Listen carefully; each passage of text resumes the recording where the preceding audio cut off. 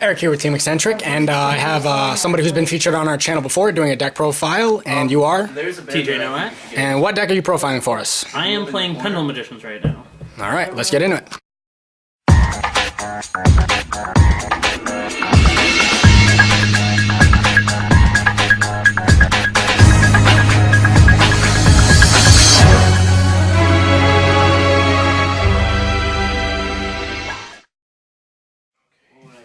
Alrighty, so for the low scales, I'm playing 2 Oath Dragon. I feel like 2 is a good number, 3 is just kind of a little eccentric. You want 2 for the Norito play, but other than that, like, your best low scale is the Purple Poison, which I play 3 of, just because it gives you the ability to pop an opponent's card, and it's something that can easily just get itself off the board to trigger like your Pendulum Graph and everything. So, plus it's a dark, which makes you the Starving Venom Servant, so it's probably the best low scale. High scales, I play the 3 Black Fang because he's currently the best high scale that you actually want to keep in scale, and then the 3 Harmonizing because the 3 Harmonizing gives you more access since the hit of Double Iris and the hit of Joker. You really want a consistent way to get to this, and the best way to do that is just by playing 3. And then the 3 copies of Wisdom Eye, just because you need it to be able to pop off to get like some of the other cards going, like your ending cards. You play the 1 Stargazer and the 1 Time Gazer because you end up playing the triple Astrograph and triple Chronograph. Basically, Chronograph and Astrograph let you pop them in the scales to be able to either put one of these in scale or to be able to special summon them, so it's a good combo starter to be able to get out stuff like Electromite without using your normal summon.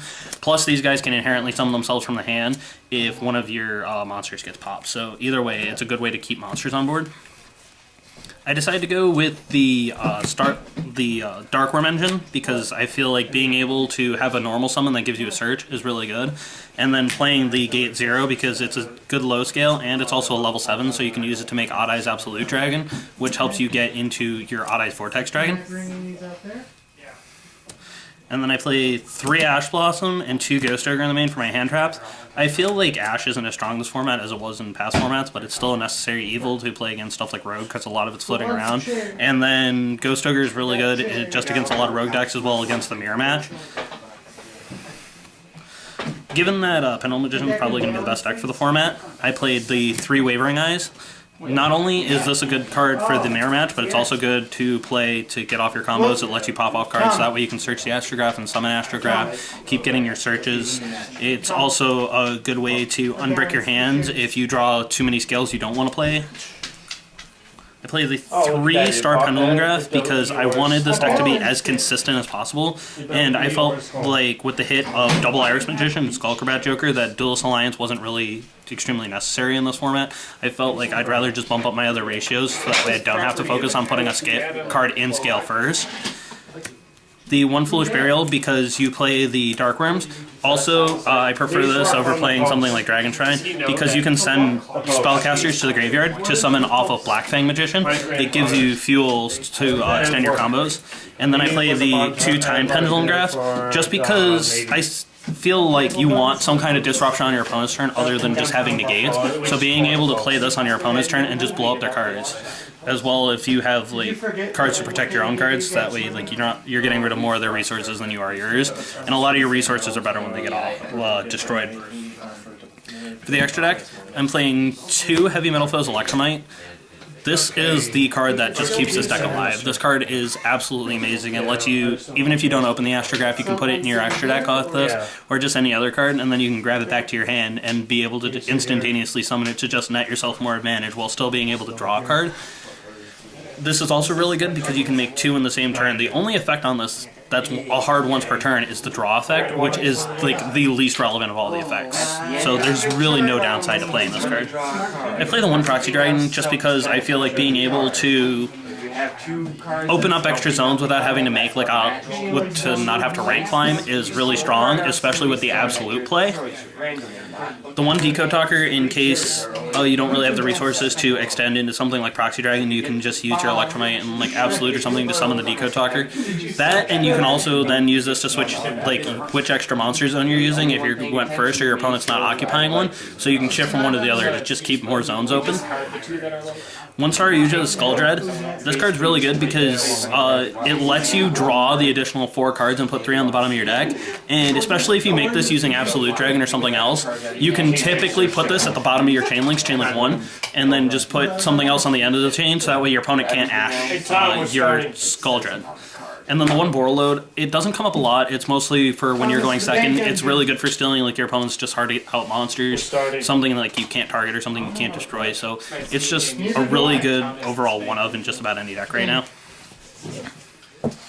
For the Ixies, I play the one Baguska. This card's only really good if you brick going first, because you want to be able to resolve as many of your monster effects as possible, especially once you get your negates on board. The one Time Star, this card it got so much better now that you have to play like the Astrographs and the Chronographs, because it can search either one of those, to which there aren't really a lot of other ways to search them because they aren't specifically Magician cards. I play the one Tornado Dragon just because I expect this to be the best deck for the format, and I don't really feel like any of the other rank 4s are really worth playing right now.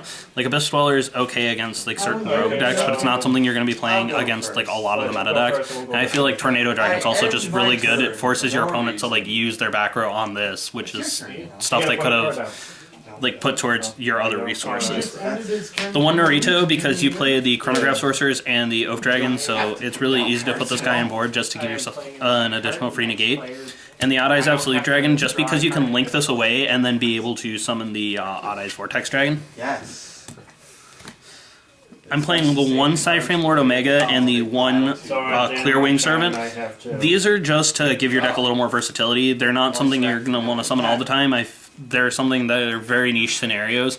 Omega's really cool going first if you don't really have an established way to like set up your boards and can rip a card out of your opponent's hand even if you do. And the Clear Wing is really good when you're going second and you need to be able to like negate stuff on your opponent's side of the field. And then I play the one Starving Venom. You can actually use this to loop out your Electromites, because it can copy Electromite on field or in grave, so it just gives you that extra like versatility to go off against your opponents, especially because you get to add the extra resources to your hand, and it forces your opponent to take piercing damage the rest of the turn you activate his effect. And then the one Vortex Dragon, because you can summon this off of Absolute Dragon, and it just gives you a way to recycle your resources, as well as ways to negate some of your opponent's card effects. So it's just probably one of the strongest cards in this deck. The side deck I kind of have tuned towards what I expect to see a lot of this format. I play the 3 Droll and Lockbird. Like I've been saying, the Pendulum Magician I expect to be the best deck, and this is the best way to deal with this deck. This deck doesn't do a whole lot if it can't like keep its resources up and keep managing its resources. So Droll and Lock on like the first time they add can just shut off an entire turn, and it's also good against a lot of rogue decks. It's good against stuff like Trickstar once they search off Light Stage. If they search the Candina, then they can't search off Candina. It's just good against a lot of other rogue decks as well. I'm playing the 3rd Ghost Ogre. I feel like this card's really good in some scenarios and bad in others. It's a lot better in the mirror match than cards like Ash, but it's not nearly as good as Droll and Lock in a lot of situations, but it's much more versatile than Droll and Lock in just about every matchup. 3 Mind Control. I don't agree with where they put this on the ban list. This card going second is just an absolute blowout card now that like a lot of the anti-targeting cards are gone. It gives you something that you can link with. It gives you an opponent's resource that normally like they would want to use to interrupt your plays. So this card is just really good going second. 3 Cosmic Cyclones, because being able to banish cards and keep them out of play instead of allowing your opponent to recycle them out of the graveyard is just really strong in this format. Especially even if you just chain this to something like Trickstar Reincarnation on activation, so they're not burning you for that like extra 200 points off Lycoris, then they can't even banish it out of their graveyard to be able to summon the Trickstars. So this just has a lot of versatility, especially since a lot of the Pendulum Magicians get their effects off being destroyed rather than when they're banished. So it's just cuts off your opponent from getting more resources. The one Raigeki and one Dark Hole, just because board wipes this format are especially strong with all the big boards that everyone's going to be making. So if your opponent doesn't actually make a way to play around this card can either one of these can just be a blowout. And then 3-Dimensional Barrier, because pendulums just really are going to be a problem in this format, and just being able to shut your opponent off for a turn, just like playing the Droll and Lock, is just overall just a strong play. Alright guys, so that was TJ's Pendulum Magician deck profile. We really appreciate all the views you guys are giving us. Leave your ideas and criticisms in the comment section below. As you can see, this was a guest deck profile. We will be bringing to you some more deck profiles coming soon, some duel videos. So yeah, we really appreciate all the views and all the constructive criticism you guys have been leaving us. As always, Eric from ECCENTRICK, signing out. Rate and subscribe, leave your comments and ideas in the comment section below, and don't hesitate to give us respectful suggestions on content you want to see. Eric on behalf of the team saying take care, and Team ECCENTRICK out.